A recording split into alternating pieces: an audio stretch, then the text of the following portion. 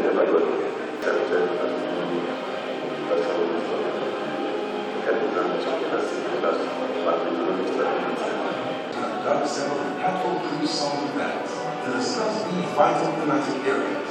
The following pre-sold events held between the 3rd of September and 5th of October 2020.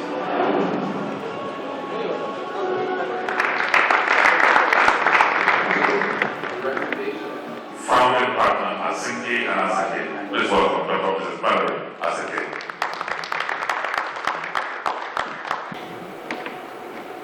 The prof is all yourself. You're all welcome to this panel session. You actually emphasize on the need to restructure the country. So I will start. The federal government has only 8,000 square kilometers of land called the Federal Capital Territory. Every other territory in Nigeria is under the control of state governors. And most of the people that live in Nigeria, other than those that live in Abuja, are residents of states. And while it is popular to say that the federal government is responsible for everything, the president must solve every problem, the reality is, if you look at our constitution, with all its flaws today, most of the problems that the average Nigerian faces from day to day are really problems that should be solved by state governments. So why are they not solving these problems? These are my views. Please do not take them as views of the Nigerian Governors Forum or anyone. These are my views based on my experience in the last 20 years in public service. I think that the political culture, not only at the national level, but even at the state level, does not lead to the emergence of committed and competent political leaders. There is a problem with the political culture that needs to be looked at. The second is that politicians have tended, and maybe this is part of the political culture, have tended to weaponize division to gain political power. And we need to be very honest and responsible about that and understand that once you divide people to get power, it is very difficult to get them to collaborate again to make progress. And you need to collaborate to make progress. The third problem, in my view, is the culture of centralization. Maybe because we've been under military rule for a long time, our federal republic is only a federal republic in name. There is a lot of concentration of power at the center, to the point that the federal government is so overstretched that it is not very effective in doing many things. Which leads me to the fourth, is we need to look at our constitutional arrangement and devolve more responsibilities to the states and hold them accountable. I say this because I want to give an example of one issue that faces the country and many of our states: insecurity. Today, the Constitution says I'm the Chief Security Officer of Kaduna State. But I have no troops under my control. I have no police. I don't even have a say on who is my Commissioner of Police. And if a policeman serving in Kaduna State does something that is illegal and lawful,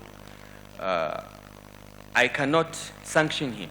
I report him to the CP, he will be posted to one part of the country and he will be hidden for a few years. And after I leave office, he will come back to Kaduna State to continue where he left off. So governors are chief security officers in name, but unless they have a very special relationship with their commissioners of police and military commanders, they can't really get them to do what is needed to secure the state. So we need to, in my view, these are some of the reasons why the states are dysfunctional, and there is a fifth one, which is we over-depend as states on the federation account for resources. Many state governments cannot even pay salaries until they receive that monthly check from Abuja. And this reliance on federation transfers has made many states lazy, not working hard enough to actually realize the full potentials of revenue generation in their states. Some are doing better than others, and I think that the current economic crisis, compounded by the pandemic, have forced state governments to be more inward-looking. But there are constraints, because there are many things states may want to do, but the constitutional arrangements prevent them. And I give just one example, which is part of our report on true federalism. Today, land is vested in the states by the Constitution, by the Land Use Act. However, the minerals under the land are vested in the government of the Federation. So you have a ministry in Abuja issuing licenses for mining, but when the person comes with the mining license, he cannot access the land unless he gets title from the states, and the states gets involved in getting the communities to collaborate with him.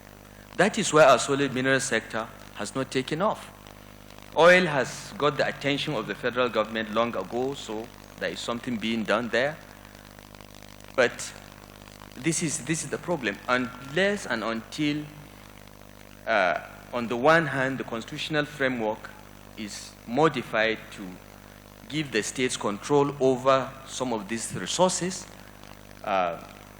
until many of the items on the exclusive list in the Constitution are transferred to the concurrent list so that the federal and the state governments can all legislate on them and work on them, and until we as state governors move away from the mentality of waiting for checks from Abuja to get on with governance, I think we'll continue to underperform as a country.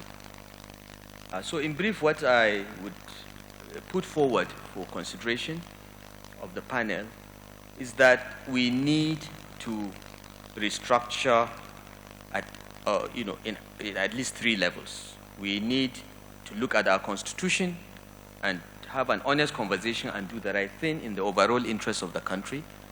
We need to restructure our politics so that we change our political culture in a way that searches and actively promotes competent and committed people in governance.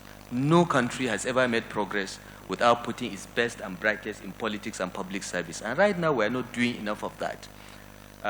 Thirdly, the state governments must impose certain restrictions on themselves. Maybe a constitutional amendment is needed, for instance, to say that no state government should have a government more expensive than its internally generated revenue. Because Lagos can afford to have 25 commissioners, for instance, but Ekiti cannot, because Ekiti does not have the tax base of Lagos. So maybe we need to impose on the states some constitutional restraints, some very hard and soft constitutional restraints to say that the size of your government, the number of commissioners you have, what you spend on your recurrent budget should not exceed your IGR, so that all federal transfers should go to capital projects, for instance. I'm just giving an example. So it's a mix of federal, state, and national and state assemblies looking at the Constitution and doing some adjustments, while the states themselves and the state governors impose certain constraints and discipline on ourselves, because that is the only way we will be trusted with more responsibility and with more resources and latitude to operate. I will stop here because I think it's more important to have more questions from the audience than for me to ramble on. A lot of what I'm saying is in our True Federalism Committee report, and it's online. If you Google it, you'll find it and read it. I still believe that that report provides a very credible and balanced roadmap to begin the gradual process of federalizing our country. Because the truth is, though we are called Federal Republic, right now we are not quite a Federal Republic. Thank you. The architecture of this country very necessary. Evolution of powers is very essential for the subnationals. And I would also say good governance. Good governance emanates from a grown norm. And if you look at the work of the National Conference, after looking at various thematic issues in the country, we decided to make a report and break it down into 3 segments. One is recommendation on the review of the Constitution, where it's absolutely necessary. 2 is reformation and strengthening of existing laws to give them the teeth to bite. Because some laws are just there and you can't enforce it really. And then thirdly, as under the statutes also, is to create new statutes when there is none at all. Then we also have policy recommendations, because there are some aspects of our life where there are no policies. There are some that we were flooded by policies, but the policies are not working. So at the bottom line is re-engineering, using the instrument of the law to see how we can re-engineer our society to get it working. We've been provided a platform by the amalgamation document of 2014 that gave us 100 years to try it out. We've tried it out, it expired on 2014, and it is now right to have a conversation. Where do we go from here? In order not to repeat him anymore, I want to say that one basic tool we all forget is the process of electioneering in Nigeria. We talk about INEC being an independent organization. Is it truly and in fact an independent organization? Does it bring out the best and the brightest? We talk about internal democracy in political parties. Is that really happening? Are we having a position of candidate? We blame ourselves and say, oh, where did we get this person? So our political parties are not working the way they ought to work. And furthermore, we have ceilings on election finances. Who obeys it is observed more in the breach. So therefore, when will you ever give that young man in the streets the opportunity, even though he has all that it takes, to ever come and contest? Because there are bottlenecks in the law. And therefore, even in the political party, for him to emerge, it is a difficult and uphill task. The chairmanship of INEC. This has generated a lot of controversy. Yes, the president appoints the chairman of INEC, appoints the commissioners. There's been a lot of hula baloo. Should the president really appoint, or should he be appointed by an independent organization? At the conference, there was a lot of ideas whether the NJC should appoint the chairman of INEC. But to me, whichever convolution we take on the appointment of INEC, NJC is also, the judiciary is also an arm of government. I think that the chairmanship of INEC that's supposed to produce for us credible, excellent candidates to govern us, the people must have a say in who becomes the chairman of INEC. Concede the appointment to the president. But like in the profession that I belong, for you to become a senior advocate, you go through so many rigors.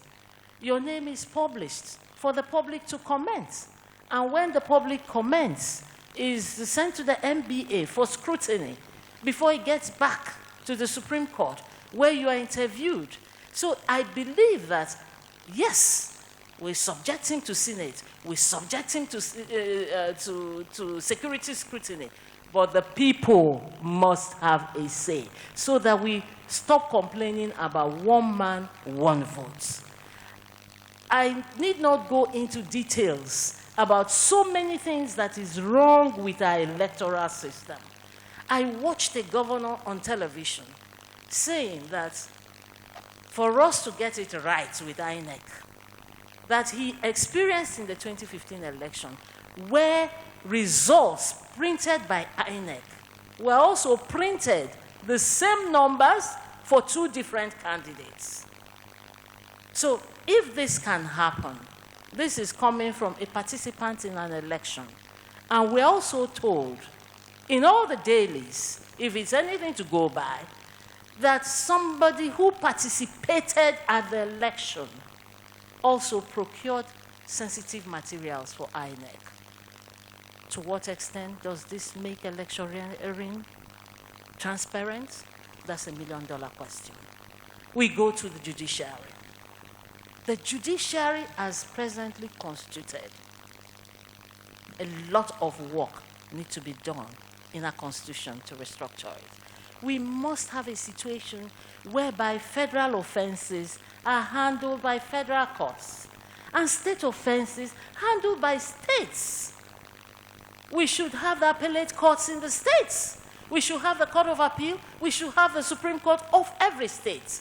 They are capable of handling their issues. We have the criminal laws. We see a situation whereby the land tenure system in Onitsha, for instance, the Kolano system, goes all its way to the Supreme Court. What is it doing there? It's the custom of Anambra people. And I believe that in the states, the High Court will have all it takes to interpret it, as well as their own state court of appeal and their Supreme Court. We should decongest our appellate courts. They're overburdened. And therefore, what does it lead to? Delay in trials. And go to the axiom, delay denies justice. To some extent, we have to touch it and think out it seriously. And then we come to the issue of policing. Security is a very serious matter in this country today. We have gotten to the level, the abysmal level, where I read in the papers about kidnap of policemen by non-police people. The people who are policing us are being kidnapped. You also read in the papers how state governments in different states of the Federation are helping the states, are helping the police with vehicles, with equipment here and there, whereas it's not a state police. Look at the NSAS protests. We have a lot of lessons to learn from COVID-19 and the NSAS protests. Hitherto, like I said about delay in court trials, the judges are burdened with long hands. That is part of the delay. But with COVID, we accelerated and we are now enjoying visual trials of proceedings. So it has accelerated the process that we've been arguing for over the years. You take the NSAS. I'm the chief security officer of a state. There are burning issues. Your state is on fire. You can't give instruction. There's nothing you can do. You're paralyzed. And if you dare invite the military, another constitutional issue. Are they supposed to really be there? Who shot the bullet or who did not shoot the bullet? So many constitutional issues begin to arise. So you make somebody a governor and give him certain rights, but you deny him the basic tenets or tools for which he can function. There is a dysfunctional element there that goes to no issue. We come to our educational system. What we have, with the greatest respect, my husband is a professor, so I don't mean to cast any aspersions on their intellectual integrity. But I dare say that our educational curriculum is crying for serious restructuring. Where is it taking us to? You have graduates of engineering, and he says, I'm a graduate of automobile engineering, but he relies on that season in the streets to repair his car. Gone are the days of Ajumobis of Lagos State that created the first car and would have had it running today, but for his death. What is happening to our educational system? Why is the curriculum failing us? Why is it that Chinese government or Chinese businessmen will come into this country and notice the time, the labor, the energy spent in preparing our basic food, pounded yam? They go back and manufacture a machine, and you just plug it. In 3 minutes, the yam is boiled and is ready. It's already pounded. Something that will take you hours. That man hours means a lot to our economy. So, in other words, we need to rejiggle the education system. And then come to physical federation that His Excellency talked about. Let me stop you. Okay. Let me first correct one impression. I am very close to the President. I'm privileged to enjoy his affection and confidence. And even though most people around the President don't like me, but he likes me, and I'm grateful to God for that. So I'm not a member of any cabal. Read the social media and whatever they write. When they mention the members of the cabal, I'm usually not mentioned. But yes, I enjoy privileged access to the President, and very fond of me, and I am fond of him, and I stand by him all the time, and he knows that. Yes, we campaigned on the basis that would promote true federalism in our manifesto, and this is part of the reason why our party in 2017, midway into the first term, appointed our committee to look into this and say, okay, this is a campaign promise, but how do we take that promise and convert it into policy, program, and legislation? And I was privileged to chair that committee. There were 9 governors in that committee, ministers, senators, and so on. It was really broad stakeholder group, and we worked and submitted a report, I think, January 2018. We made broad recommendations. You've asked me to pick 3 or 4. I will do that.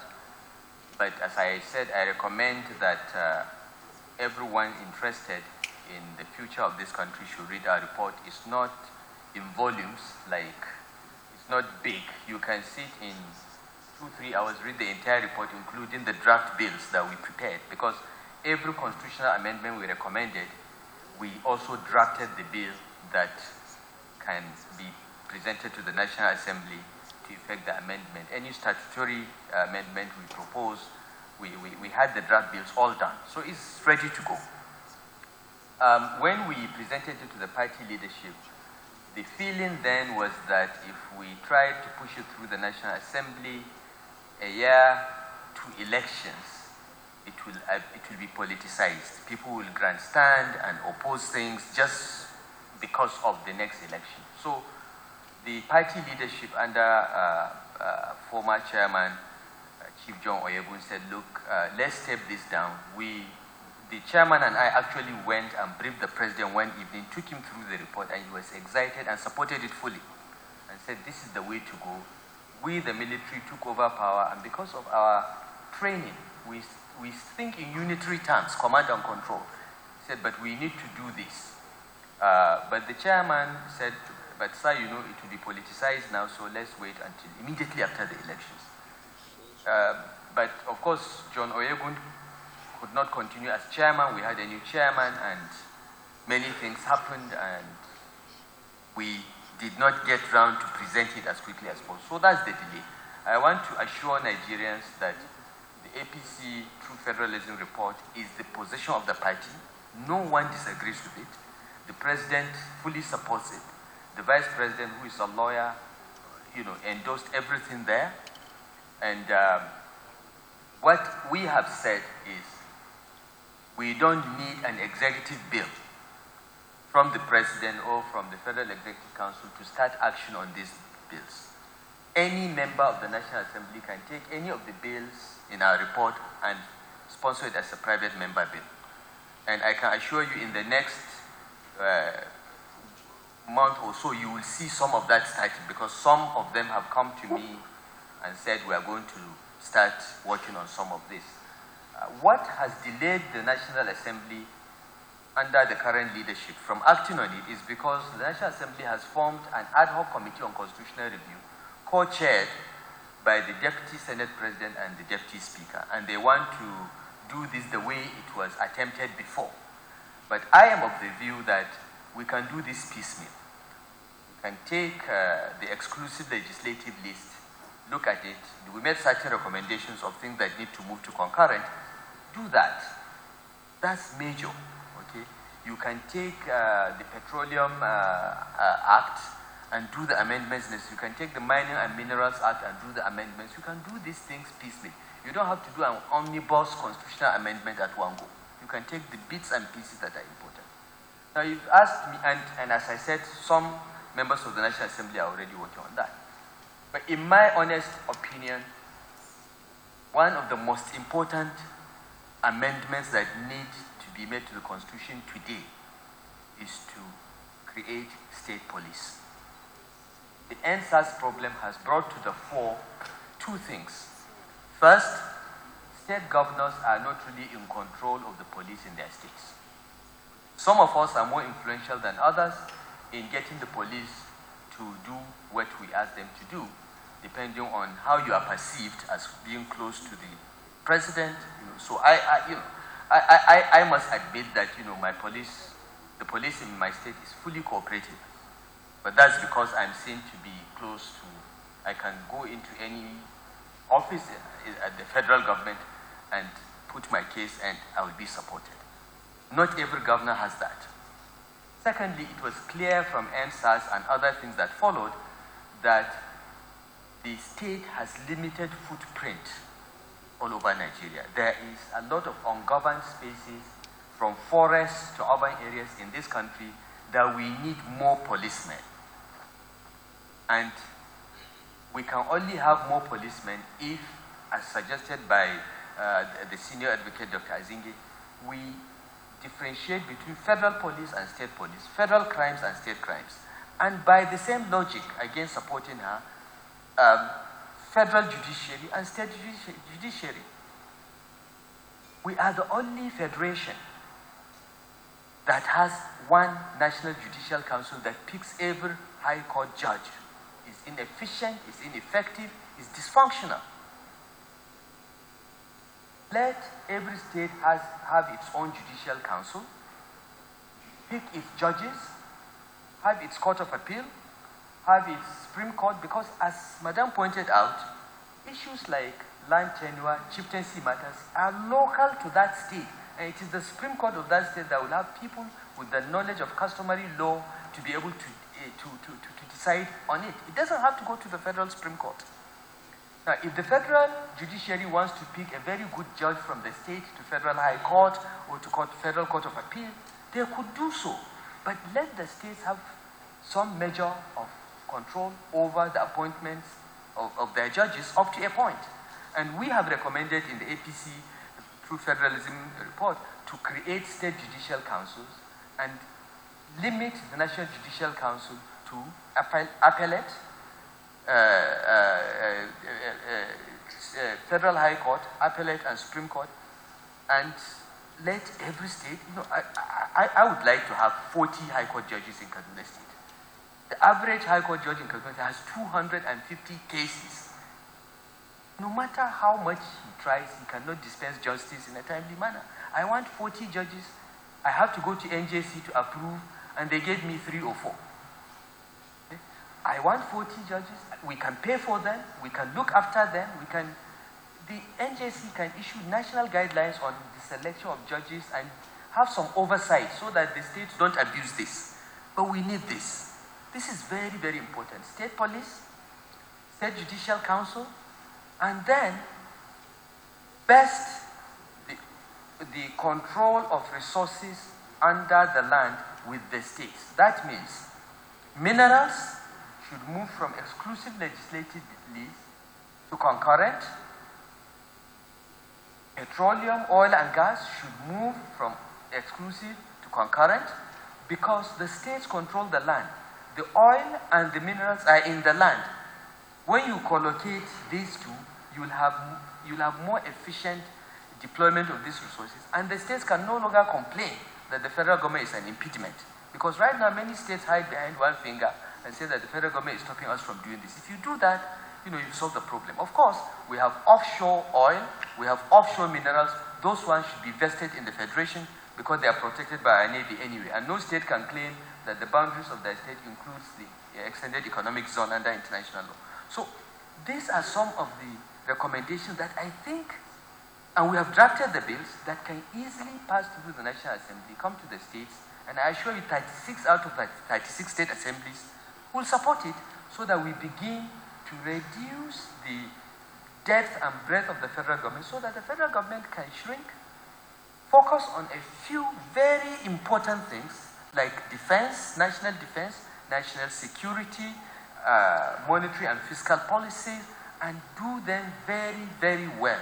Right now, the federal government is doing a lot and not doing many of this lot very, very well. And it's affecting us as a country. It's also affecting the state's ability to also deliver on their mandate. It also gives the states, as I said, the excuse to hide behind one finger, as I said, and say, oh, the federal government is preventing us from doing this. Why not let them do it?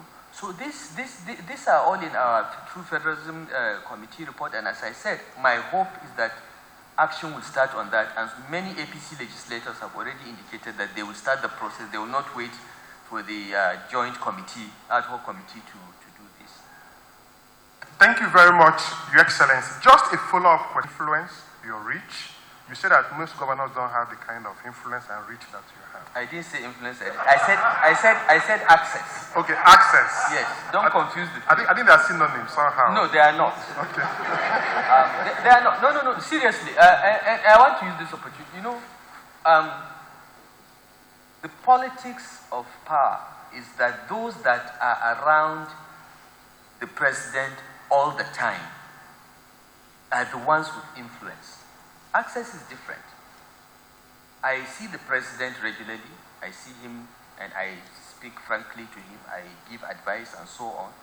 But I'm not there every day to make sure it is done. So I want you to differentiate between access and influence. I have access, and many governors have access. To be fair, the president gives all governors, without regard to partisanship, full access to him. Okay, given your access. I have access, yes. But I cannot say I have influence because I am not there to follow up every day and see that this is done. It is I have a state to run, a very difficult state, and I have major challenges that I have to face. So, we do the best that we can, but there are officials, there are ministers, there are presidential aides whose job is to see that through. I am not one of them. Okay, let me use the right word, access. Yes. So given your access, but you are still influential in APC. Not to the president now, this is to APC now, and even Nigeria as well.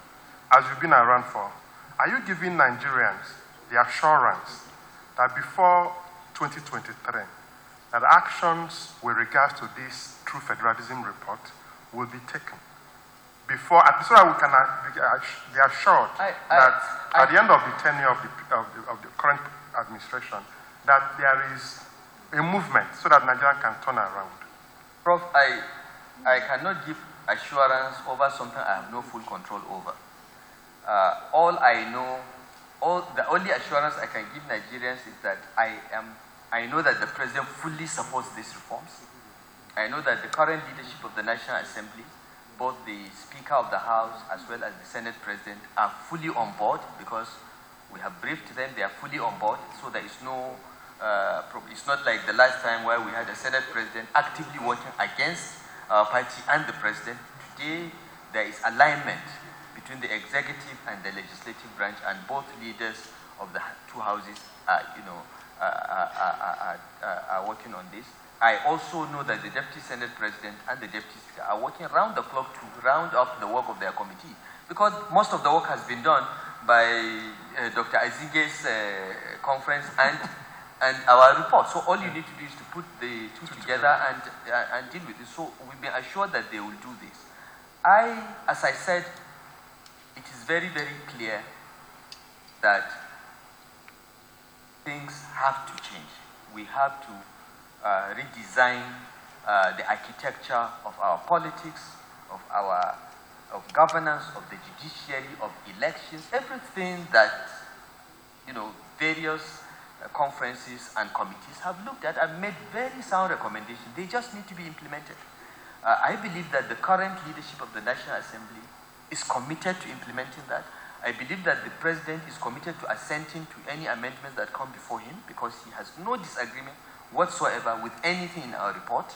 It would not have been published, okay? We would have removed whatever he didn't want because of the great respect and reverence we have for him. So I don't see any problem. What I think interest groups like NESG and civil society should do is to put pressure for action, for movement on this.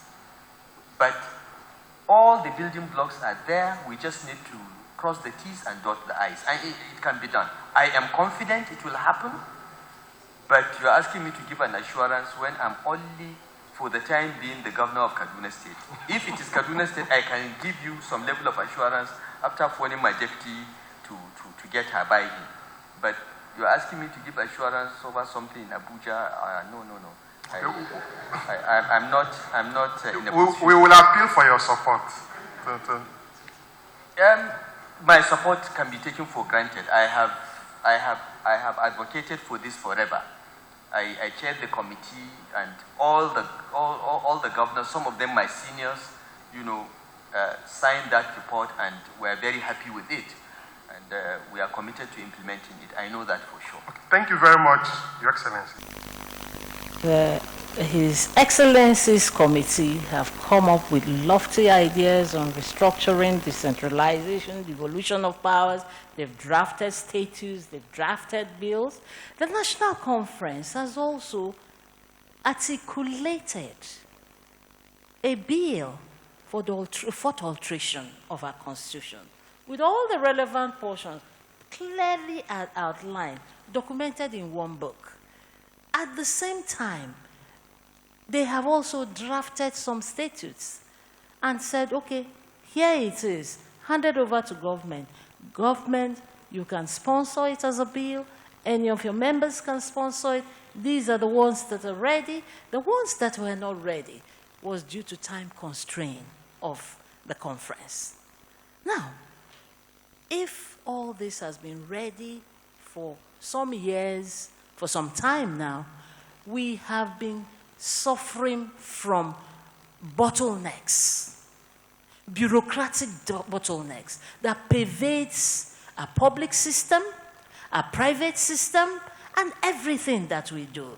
So unless we unclog that well, nobody can be here and tell you that tomorrow this problem is solved. It's not possible. He has gone to the president agreed with him. And the president said, oh, that was the mindset of the military. Now I agree. This is the mindset of democracy. We shall hit the ground running. What has happened? Bureaucratic bottlenecks. So unless we unclog this, it will continue to happen. It's just like a typical example. You go to the ministry, you want to push your file. The file is missing, and it's been there. But when you perform the Nigerian way, the file surfaces. So we've got to unclog this. Be that as it may, you highlighted what are those things. For instance, from the answers, we have to learn a lot of lessons. Because if we don't implement what the APC has articulated, or the National Conference, with the greatest respect in this country, is one step forward and 10 steps backwards. We remain in perpetual darkness. without knowing where to go from there. And it will eclipse all of us at a particular stage in our lives. So therefore, let us take the constitutional suggestion for a review of our national security, advocating for state police and community policing. We recommended at the conference the entrenchment of the geopolitical zones in our constitution, but not to take the place of the states as the federating units. The geopolitical zones can decide to merge themselves together to fight a common economic problem that pervades to them. They can also decide to demerge. For instance, the Southwest has practiced it in the Motokun issue. They've come together, their various houses of assembly has put up laws, and they now have community policing entrenched in the Southwest. It's doable in other states. That is the competitiveness we're talking about states. So if it is doable in other states, take Delaware in America. Look at how they've made themselves known for incorporation issues. In the same way, other states can decide to follow. They may decide, oh, we improve on it, or we don't improve on it. We have also seen the incapacitated powers of our executive governors. Incredible to say the least. Governor without powers. Yet you are the governor of a state. You're the chief security officer. So, state police is imperative. I think that we have overcome the idea that governors will use it against their political opponents. That argument is hollow. Highest the governor can say is 8 years. After that, what next? It is for the individuals there. So I think it is right time we have a state police. And let's see where we go from there. If it could be hijacked by governors, then let the federal, hijacking the federal. And what has come out of it? Look at the documented scenarios of the NSAS issues on the police brutality to our citizens. We have recommended about the empowerment of these youths in different aspects of life, even made laws on social security. The political will again comes back. How do we achieve it? The cost of governance in this country is too high. We recommended that the Constitution as it is right now says that each state should produce a minister. That gives you automatically 36 ministers. What do we need it for? We have recommended that each political zone should produce 2 ministers. You can run with 18 ministers. If you have a focus on the bearing and what you want to achieve, you go ahead and run with it. We have also recommended on the issue of revenue sharing. It is not enough to go for both the state and the national. You go to the National Assembly and you present your estimates. That's not enough. If you present your estimate, you must back it up with a timetable of how you're going to execute it and what it costs. And whatever is the remnant that is left must go to development of capital projects. And even at that, where you see that there is a deficit, you can now ask for a supplementary, properly guided by a time frame structure of how you are going to achieve it. When we have discipline in governance and transparency, then we can achieve a lot. These are also part of the constitutional amendments. I must also dare say that the issue of Zamfara and mineral oil is raging in the country. Again, we go back to devolution of powers. His Excellency has sealed it all about moving mineral and oil from the exclusive legislative list. If you would do it Zamfara is right in what they are doing. And you give the Niger Delta a bite to do what they want to do.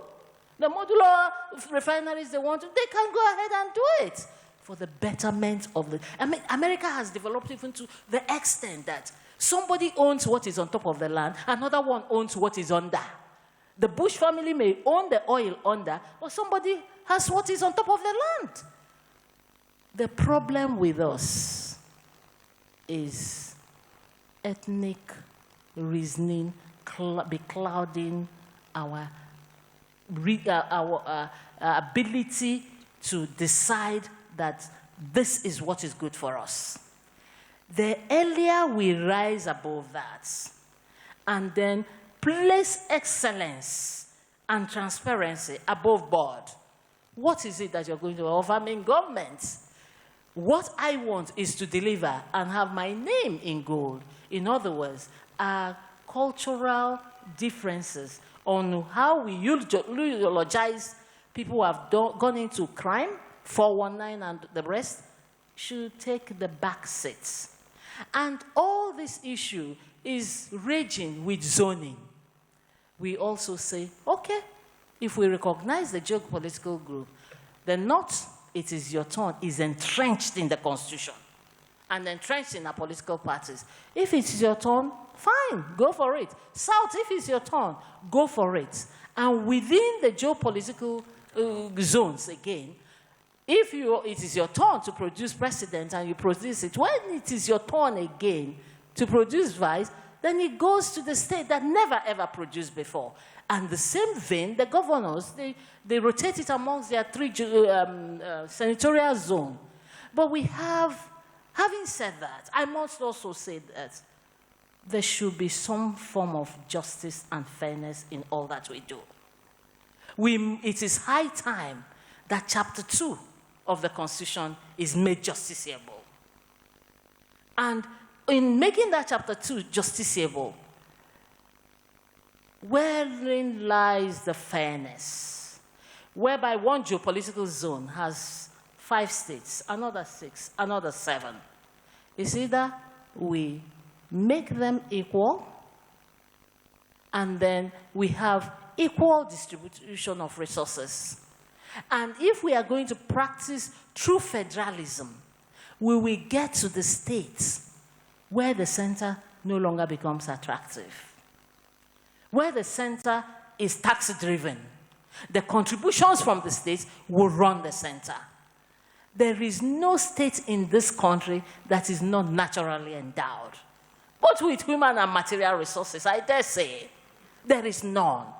This issue of federal character sometimes enthrones mediocrity.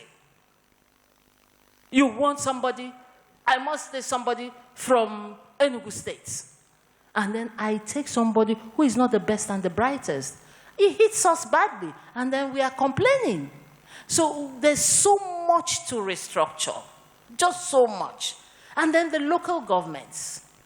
Let's come to the issue of local government. The states are foisted by the Constitution to operate the local governments that they have today. Some of the states may not want that number of local governments.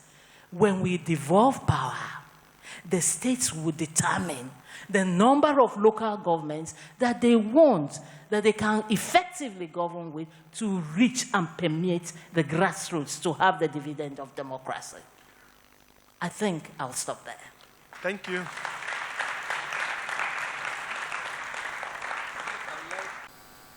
Nigeria went wrong when we focused on distribution rather than production. We like to share everything.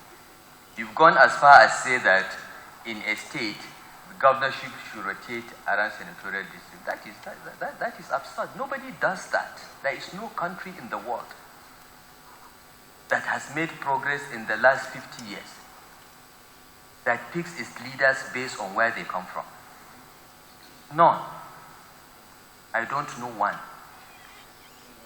Till today, I am yet to find a country that says this is how you select leaders based on where they come from. And if you're from this part of the country, you've done 4 years as governor, part of the state, you've done 8 years as governor, it must go to another part, even if that part has a lesser competent person than another part of the state. I think if we move away from this fixation about distribution, hiding behind one finger of fairness, to selecting or picking the best person to get the job done.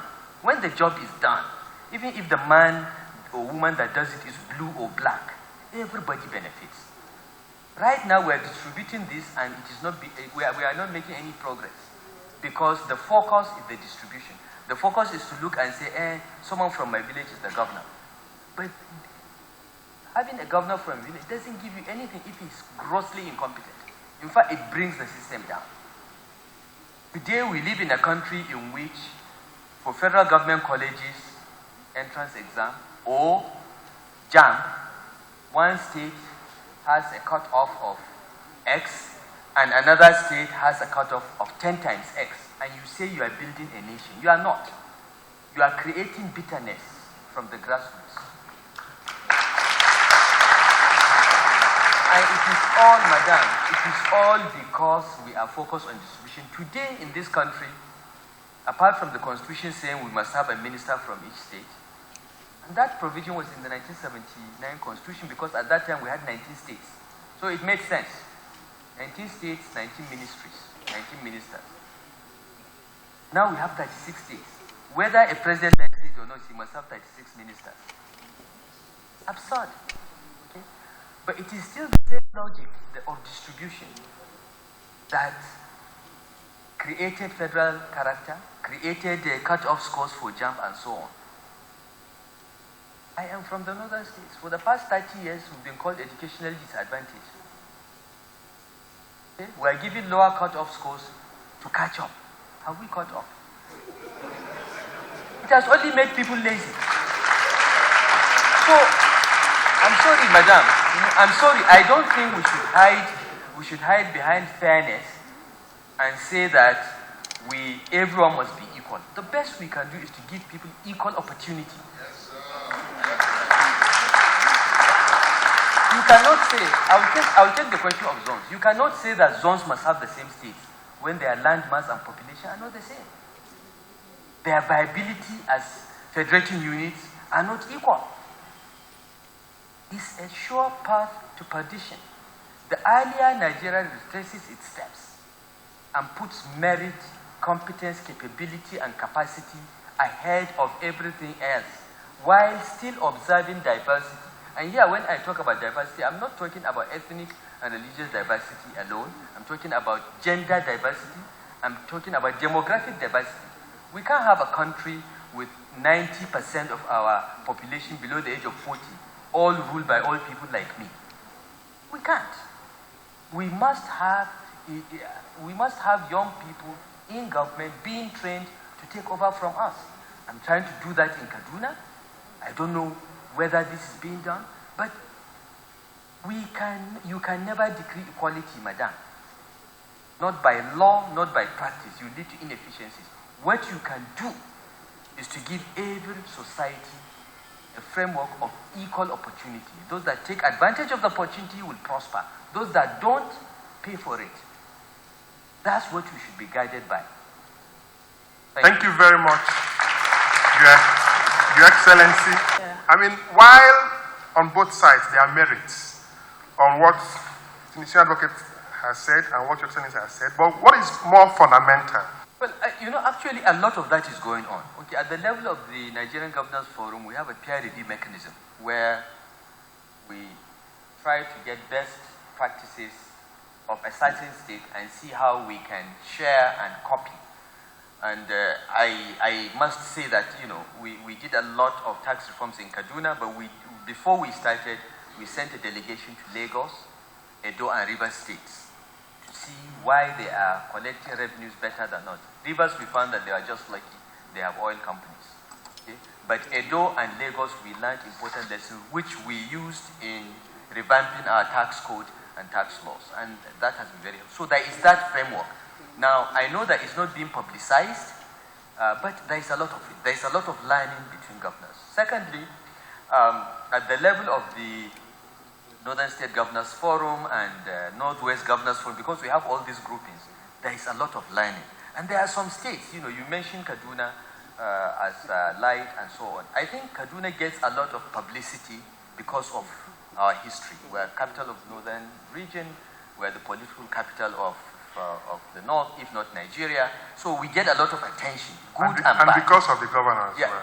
I don't know whether it's because of the governor. I think it's, good and bad we get over-publicized. But I want to tell you, there are some states in the Northwest. I will mention Jigawa State. Jigawa State is doing incredible reforms. They are doing very, very well. Their governor is focused. He's doing a lot of things. And Jigawa has sent delegations to Kaduna several times to study our land registration system, ease of doing business, tax system, and so on and so forth. But it's all done very quietly. We have the Northwest Governors Forum where we collaborated first in 2015, for instance, to address cattle rustling, security arrangements, and so on. So we have that. It is unfortunate that it's not well publicized. It is also maybe because some governors are too proud to say I'm copying from this governor. I have no problem admitting that someone has done something well. I will go and copy it. I don't need to reinvent the wheel. I have enough self-confidence to admit that we copied some from Edo, and our our property tax law was lifted from Lagos state law. I have no shame.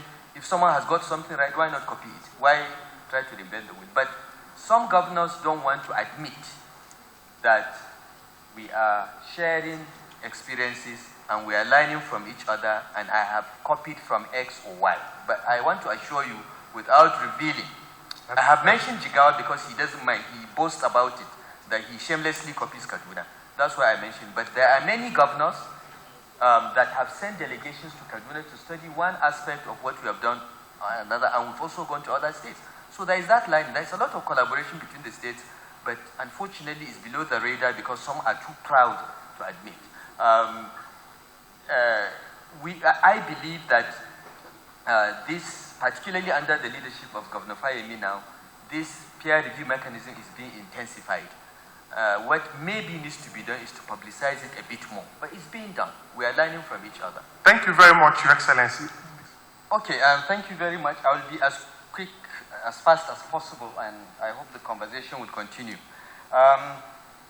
You talk about demographics, our population growth versus economic growth rate and so on. There is a lot of debate on that because countries that have tried to curtail demographic growth, like China, have now reversed themselves. Singapore even pays you to have children.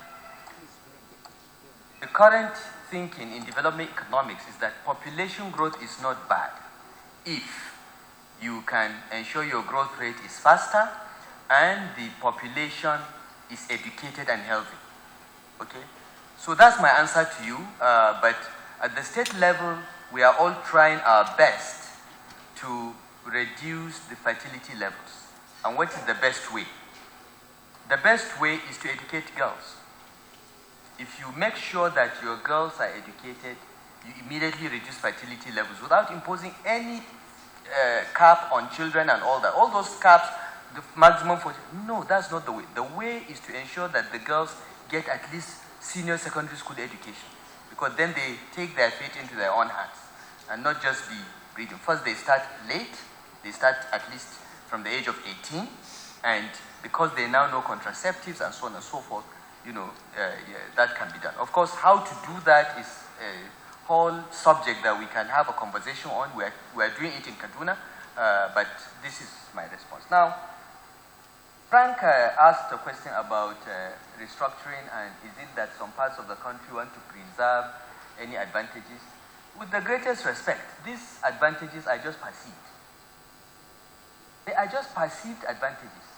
Maybe they favor a few, but if many people think that Northerners are against restructuring, there is a difference between someone of Northern Elders Forum shouting against restructuring and Northerners. There are 100 million of us. There are over 100 million of us. And whatever advantages that person is getting for himself does not accrue to the rest of the region. We have the highest number of out-of-school children. We have the highest poverty rates. We have the lowest jump cut-off rates, this and that. So what are the advantages to the North of the current situation? None. As the governor of Kaduna State, I have had to deal with these issues and try to see how I can get my state and the people of my state up on the ladder. And restructuring, the current situation doesn't help me. In fact, it constrains me. Okay? So I think you need to differentiate between the noise of a few and the voice of the silent majority. That is one. Secondly, you have to understand that the way some people present restructuring in an insultive and derogatory manner doesn't help the case. It's something that is not to be emotional. We should have an honest conversation about what is working and what is not. And not call names or think that, oh, these people are too backwards to understand, or these people are against it because they have advantage. We don't have any advantages. If there are northern leaders today, if you're going to say you want to pick 100 northern leaders, I think by virtue of the fact that I'm a governor, I'm one of them. And this is what I'm saying.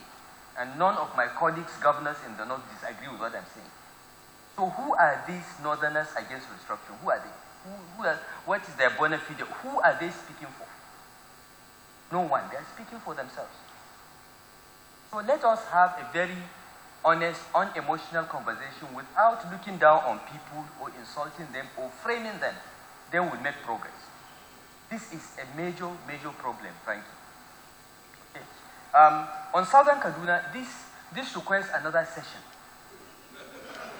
All right? I can't answer that question. What I would like, appeal to the Nigerian Economic Summit Group, is to invite me for a 3 to 4 hour session, virtual and physical. And I will explain everything, because the Southern Kaduna problem is a 200-year problem.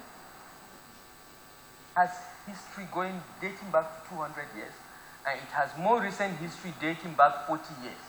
And most of the people that comment on it or write on it don't even understand anything about it. I'm from Kaduna State. I've spent most of my life there. I understand the problem, and I'm trying to solve it.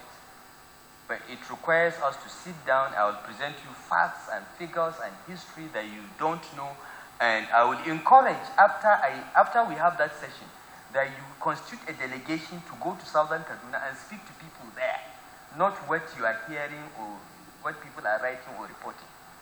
I will not take a lot of the time to, as I said, you cannot summarize a 200-year problem in 2 minutes. So I have offered myself, I'm available for us to have a session on that. And let me say this, though the violence in Southern Kaduna is over-reported, the insecurity in Northern Kaduna, the insecurity in Igabi, Birnin Gwari, Giwa is more than in Southern Kaduna.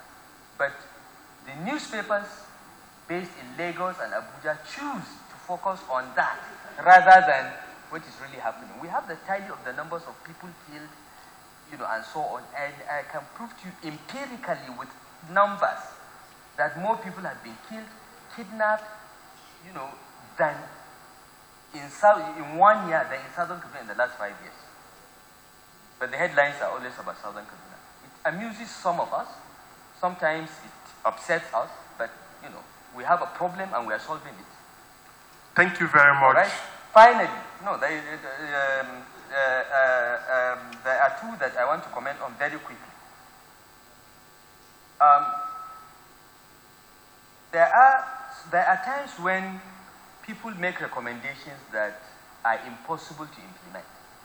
I will give one common example.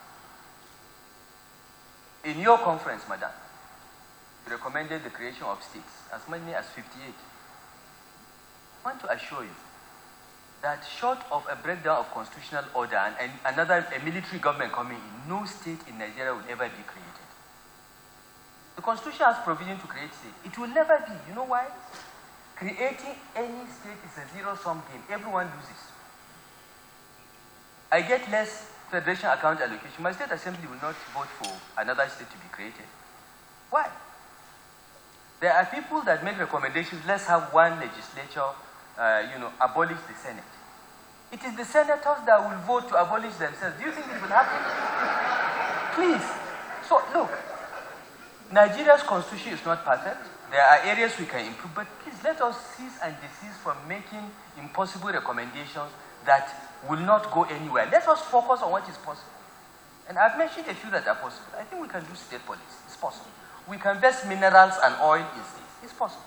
But the moment you start saying create more states, it means what is coming from FARC, I will have to give up to for a new state. I will vote against it. There's 36 states, many of them are not viable fiscally. Why do you want to create more? Do you want to create a state for every ethnic group? You need to create 550. So let's move away from that and look at what we have and try to make it work to the best of our ability. I think I wanted to make this point very, very clear.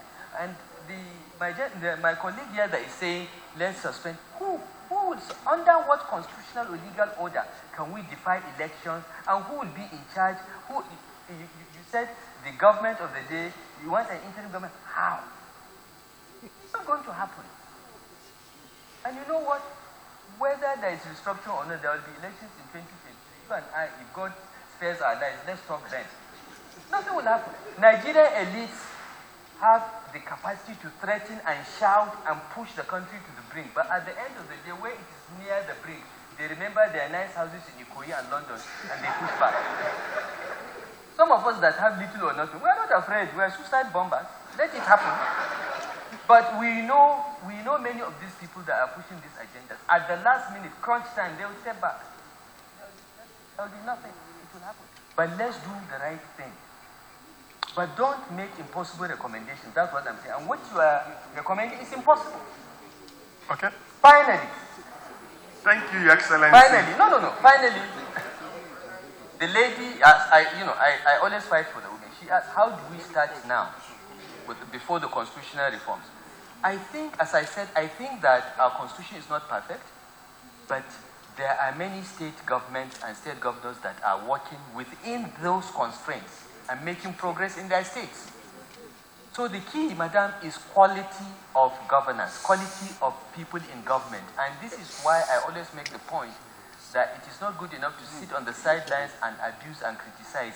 Get involved, because if the smartest people in the country are not involved in politics and governance, if young people only tweet, they don't want to join political parties and influence change, this country will never, never change. We'll have a talk on development levy. I will explain to you what, but we also have a social safety net below it, and we can have that discussion offline. Thank you very much. Thank you very much. The political will to implement the APC report as well as that of the National Conference. The job has been done. It's just the political will. That's all. Excellent. Thank you very much. Okay, very good. I have been sitting quietly to listen to this very important conversation. And that means at the end to echo Governor's El-Rufai's position on the distribution and production, and highlight the importance of production. I fully concord with him. Because only with production, you can generate jobs and also create wealth for distribution. But according to my new structural economics, there's one way to achieve competitiveness in production and to achieve equity, that is distribution simultaneously. That is to follow the competitive advantages of the nation and subnation to develop your industrialization.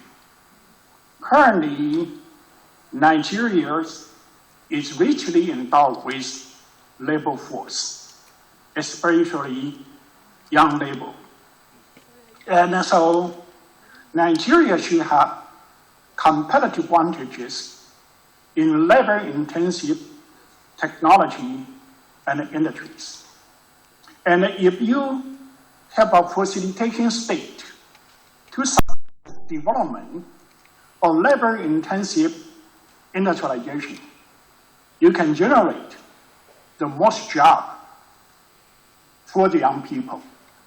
At the same time, you can be competitiveness, generate more wealth, accumulate capitals.